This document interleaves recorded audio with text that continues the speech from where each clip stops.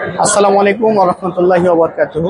Newtech engineering limited company সরাসরি আজকে আমরা আছি চিনমৈত্রী সম্মেলন কেন্দ্রে। আমাদের 5 নম্বর হল 515 নম্বর স্টল। তো আজকে আমি আপনাদের কাছে একটি গুরুত্বপূর্ণ ব্যবসা সম্পর্কে আইডিয়া দিব এবং খুবই গুরুত্বপূর্ণ একটা বিষয় তুলে ধরবো যে একজন উদ্যোক্তা 20 লক্ষ টাকা ইনভেস্ট করে 1 কোটি টাকার বিজনেস করা সম্ভব যদি হয় সঠিক সিদ্ধান্তের মাধ্যমে যদি আগানো যায়। তো আজকে আমরা আমাদের একজন প্রবাসী উদ্যোক্তার সাথে কথা বলবো যিনি দীর্ঘ 4 বছর যাবত এই ব্লক ফ্যাক্টরি নিয়ে কাজ করতেছেন যে কিভাবে 20 লক্ষ টাকা ইনভেস্ট করে 1 কোটি টাকার বিজনেস করা যায়। আসসালামু আলাইকুম ভাই, কেমন আছেন? আসসালামু আলাইকুম রাহমাতুল্লাহ। আচ্ছা ভাই, আপনার পরিচয়টা দেন। আমার নাম বেলাল হোসেন, আমাদের বাড়ি ফেনী, দুলামিয়া রাস্তার মাথা। আমাদের ফ্যাক্টরি মুন্না টাটাস নামে পরিচিত ব্লক ফ্যাক্টরি। আমাদের ব্লক পার্কিং টাইলস আমরা তৈরি করি। আচ্ছা আচ্ছা, আপনি তো ছোট মেশিন নিয়ে শুরু করছেন। জি, আমি ইনভেস্টমেন্ট মেশিনটা কত দিয়ে নিয়েছিলেন? মেশিন নিয়েছিলাম আমি 17 লাখ টাকা। এর ভিতরে আনুষ্ঠানিক অনেক 22-23 লাখ টাকার আমার একটা প্রজেক্ট। তো আমি মোটামুটি আজকে 4 বছর আমি চালাইতেছি। আচ্ছা আচ্ছা, এখন মোটামুটি আমি অনেক ইট বানাইছি, আলহামদুলিল্লাহ ইটও সেল হইতেছে। আবার পাশাপাশি পার্কিং টাইলস, সিমেন্ট, ইট, বালু, যেগুলো বালু, সিলেকশন বালু, সাদা বালু, এগুলো আমি আবার পাবলিক কাছে বিক্রি করতেছি খুচরা রেটে। খুচরা রেটে বলতে ওই বাইরে যে মালগুলা খুচরা বেচতেছে ওর থেকে অনেক কম।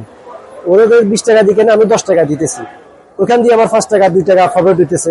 আলহামদুলিল্লাহ সব দিকে মিলে মোটামুটি ভালো আছে। আচ্ছা আচ্ছা, আপনি যে এই যে এই সুযোগ সুবিধা যারা বাড়ি করবে এই সুযোগ সুবিধা দিচ্ছেন, মানে এটা কিভাবে দেওয়া সম্ভব হলো?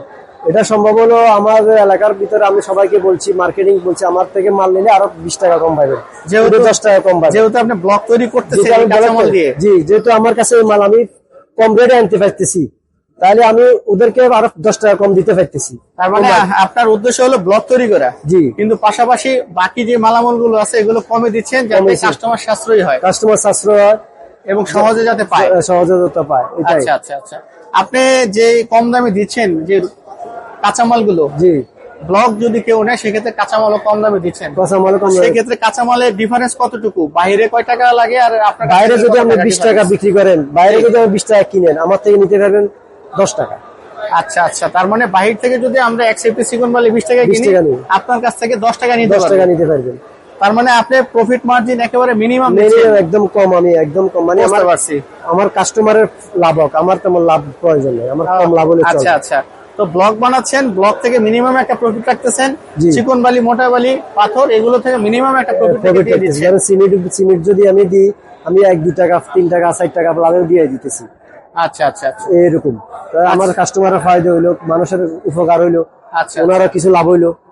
আচ্ছা, আপনি এ যাবত মোটামুটি কত লক্ষ প্রোডাক্ট তৈরি করছেন? আমি প্রায় ধরেন আমরা টোটালি প্রায় 4 লক্ষ প্রোডাক্ট আমরা তৈরি করছি। আর টাইলস তৈরি করছি আমরা বর্তমানে প্রায় 60-এর উপরে, 60,000 বর্তমানে 4 লক্ষ এবং 60,000। জি, পার্কিং টাইলস। আচ্ছা আচ্ছা, একটা ইটে, এই যে ইট যে বানাচ্ছেন আপনার, এই ইটটা একটা ইটে খরচ কয় টাকা পড়তেছে?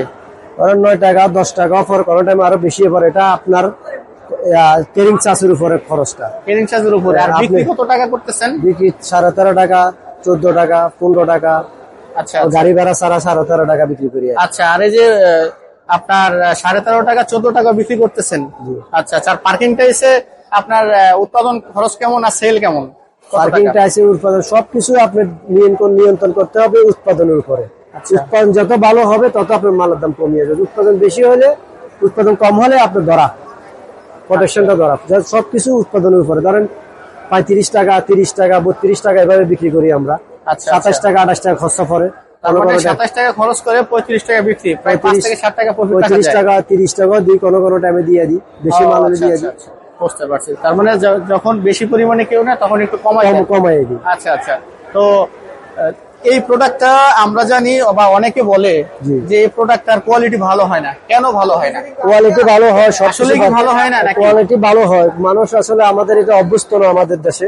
এটাকে মানুষ মানে নিতে পারে না বাংলা ইটের কারণে।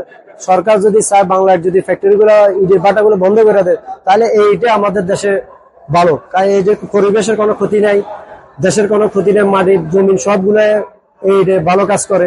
আর মাটির গুলা তো আমাদের দেশের সম্পদ শেষ হয়ে যাচ্ছে।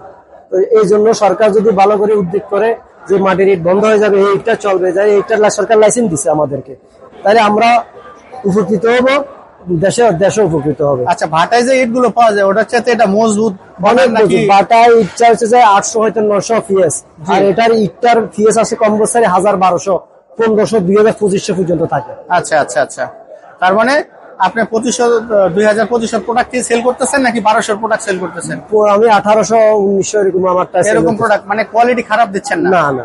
আচ্ছা আচ্ছা, বুঝতে পারছি। তার মানে এখন আপনার ভবিষ্যৎ পরিকল্পনা কি? মেশিন? আমার পরিকল্পনা, আমি আরো মেশিন চেঞ্জ করতে চাইতেছি, আরো প্রোডাকশন বাড়ানোর জন্য। আচ্ছা। আমার আলহামদুলিল্লাহ কাস্টমার আসে, কিন্তু আমি মাল দিতে পারতেছি না। আচ্ছা আমি আচ্ছা, চাইতেছি আরো প্রোডাকশন বাড়ানোর জন্য আমি একটা পর্যায়ে যেন কাস্টমারকে সবকিছু মালগুলো দিতে পারে, যে ইনি ব্লক, হলো ব্লক, পার্কিং টাইলস, মানে সব পর্যাপ্ত পরিমাণ যেন আমার স্টক থাকে, যেমন কাস্টমার চাইলেই যখন আমি দিতে পারি। এখন আমার আচ্ছা। পর্যাপ্ত পরিমাণ স্টক নেই, আচ্ছা, এই জন্য আমি চাইতেছি আপনাদের থেকে বা মেশিন একটা নেওয়ার। আচ্ছা আচ্ছা, বলে দিচ্ছেন তো। এখানে আপনি এই যে কুমিল্লা থেকে আসছেন আমাদের ফেনী স্টলে, থেকে। ফেনী থেকে আসছেন, তো আপনার উদ্দেশ্যটা ছিল? জি, আমার উদ্দেশ্য হলো আরেকটা মেশিন, বড় মেশিন নেওয়া, প্রোডাকশন বাড়ানোর জন্য, যাতে প্রোডাকশনের কাজ এগুলা, মানে প্রোডাকশন যদি ঠিক না থাকে আপনার সমস্যা হতে পারে। বুঝতে পারছি।